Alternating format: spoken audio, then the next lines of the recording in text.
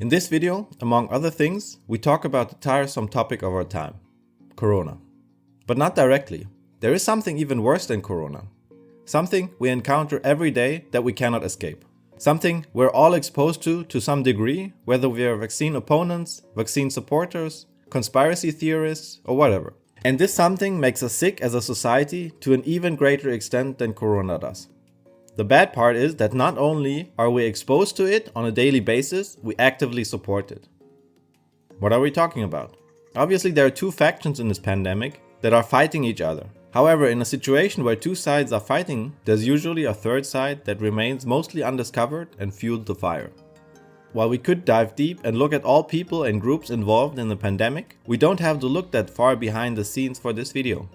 There is one group that is quite obviously and in plain sight of everyone continuing to fuel the fire as it earns the money. It's the media, or rather the gossip press, including those news programs, newspapers, networks, social media, blogs, or any other channel dedicated to bringing people the latest bad news. But why is this a problem? Let's take a closer look. People function best when they are in a good mood. That is, interested, happy, enthusiastic, in action, etc. Imagine you were very sad and you were trying to clean up your home or whatever. How much would you get done? Depressed people usually sit or lie around somewhere, not moving and thinking about the past. In order to get into action at all, you have to shake off your bad mood to some degree. Otherwise, you don't get anywhere. For example, someone who is angry will be able to go into action, but their actions will be destructive. So we end up with a room that is even messier.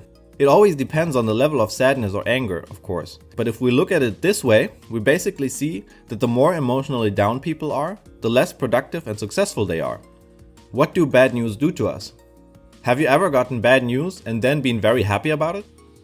Certainly not, because otherwise it would have been good news for you. Bad news drags us down. When we are in a bad mood, we are less productive and therefore less successful. So bad news makes us less productive and successful. Of course, sometimes in life it is necessary to give people bad news, and in this case there is no other way. But what do news programs and newspapers do? Let's take a look at a typical news report. Woman brutally murdered at home by lover. Would be a typical headline. What is the value of such a report? Do we learn anything from it? No. Does it contain any information that will help us at any point in life? No.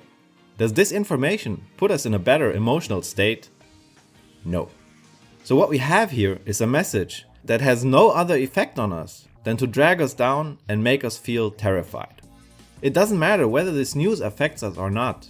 If we read something like this every day, it certainly will. What do such messages do for the media that spread them? Mostly, they just build a mystery, and mysteries have the characteristic of attracting people. It's like the gawkers at a car accident. When you read the headline, you automatically want to know who the killer is, why he did it, what happened to the woman, and so on and so forth. News play with this characteristic, catching people's interest, and therefore they are bought more. Whether it is intentional or not, reports like this are the little pinpricks in our society that rob us of our energy and drag us down on a daily basis.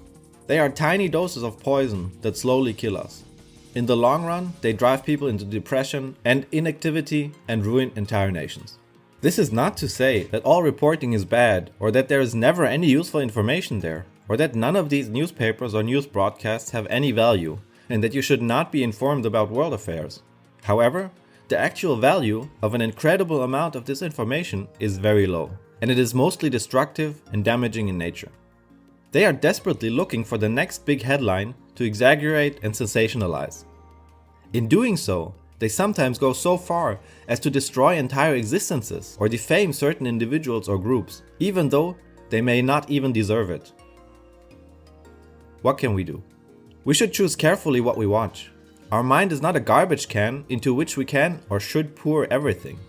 Therefore, the next time we listen to a news program on TV or radio, simply switch off.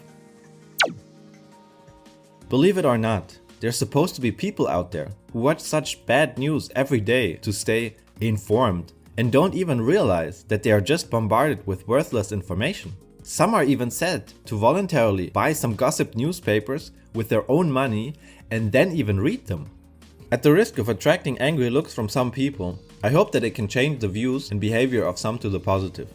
To return to the topic of Corona, whether it is about vaccine supporters trying to persuade others with hateful speeches to finally get vaccinated, or vaccine opponents trying to get the other side to finally wake up by calling them sleeping sheeps, the same principle is applied, and in the end, they only drag others down. A conspiracy theorist who tells others that the elites of the earth are busy eating little children is disturbing people to exactly the same extent as newspapers do. The mere spreading of such information, even if it is true, has no value, since it does not lead to any change, except that more people become worried. Such bad news causes stress, depression, and makes us sick. And I don't mean that one shouldn't fight for the good and make the world a better place, but actions are what cause such an improvement. If instead we invested our time in getting information useful for our advancement in life, or if instead we made an effort to help someone else, how much better would the world be? Please do me a favor and spread this knowledge, so that we can get more people to simply switch off. So that we can get more people to give others valuable and important data that will enable them to progress in life. So that we can get more people to help others and have more benefit to society, thus making the world a better, happier, and more productive place. That's it for this video. Subscribe to the channel and press the bell to not miss any videos in the future. If the video helped you, share it with others and leave me a like. And if you want to learn more about life, check out one of my other videos.